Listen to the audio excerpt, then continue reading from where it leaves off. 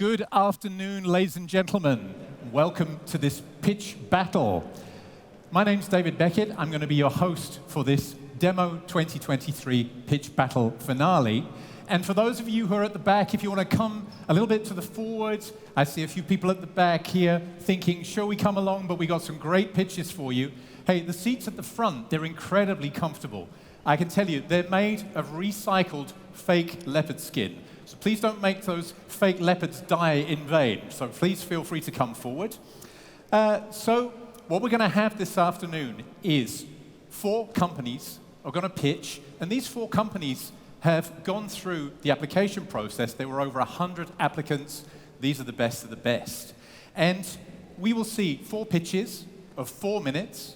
And then we have a jury here. We're going to introduce them a little later, who will ask questions also for 4 minutes.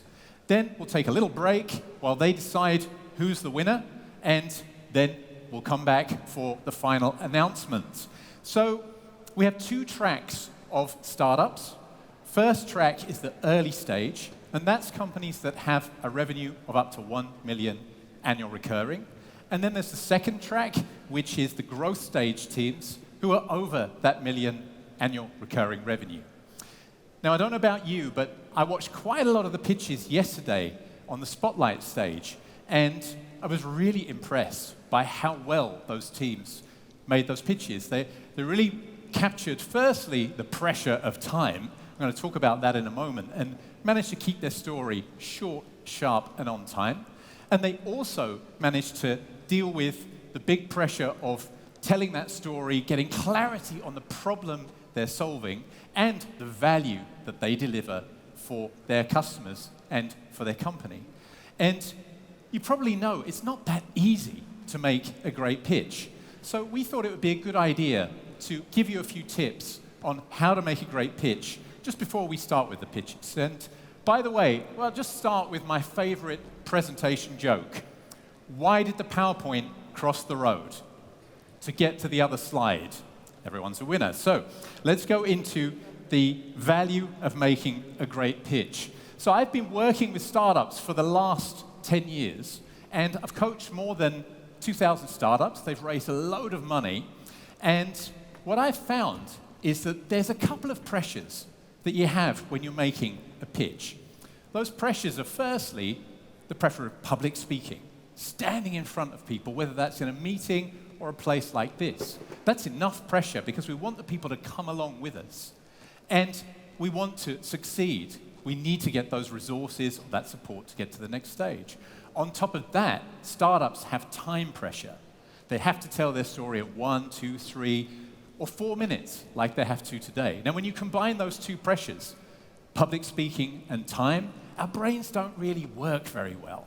So my job as a pitch coach is to help people to be sure of their story, to build a story with a plan from the first word to the last full stop, and build a story that they feel certain of and feel confident of, and make good decisions about what to leave in the pitch and what to take out.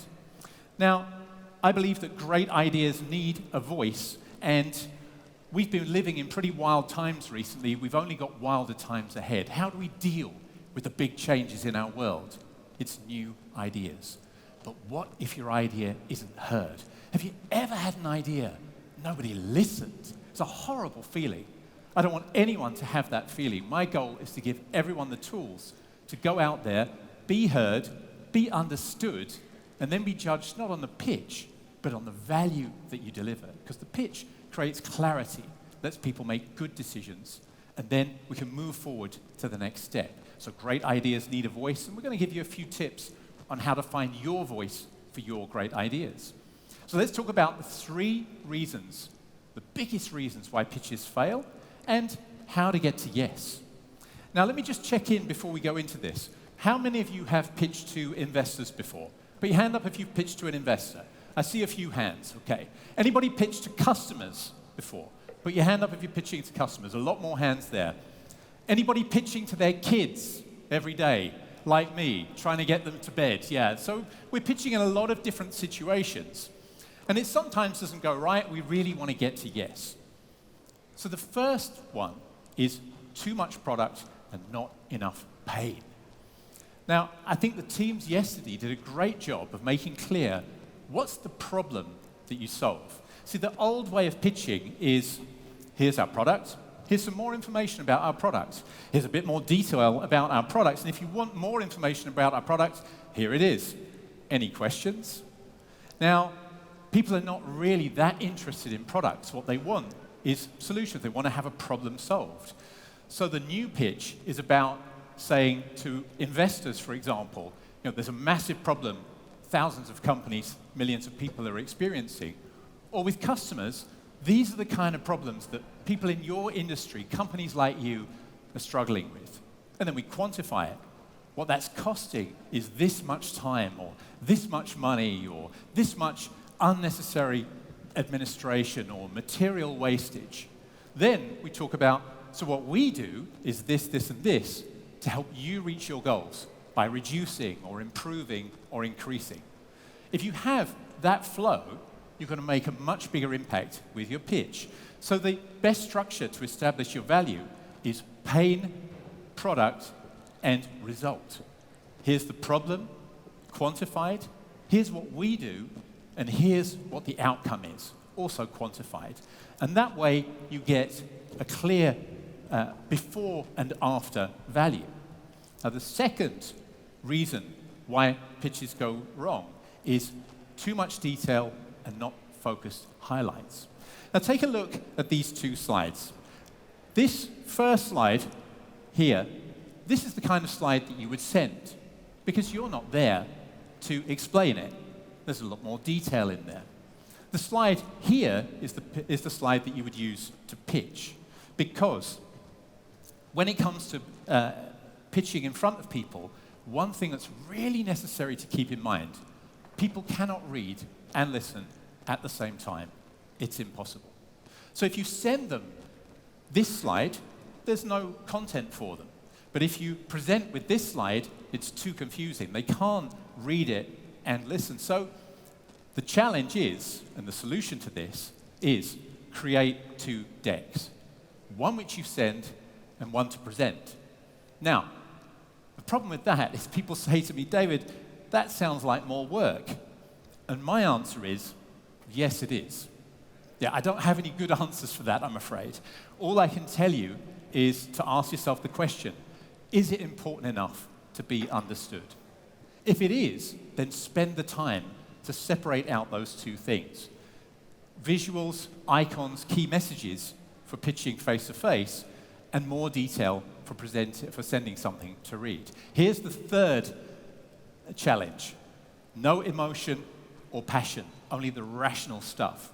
Now, you need the rational stuff. For example, this is a great way to describe the market size. We need those numbers to build the credibility of our case. But I've spoken to hundreds of people who listen to pitches. I've spoken to investors, I've spoken to board members, pitch competition jury members, and what I hear across all kinds of industries from all those people is almost the same thing every time.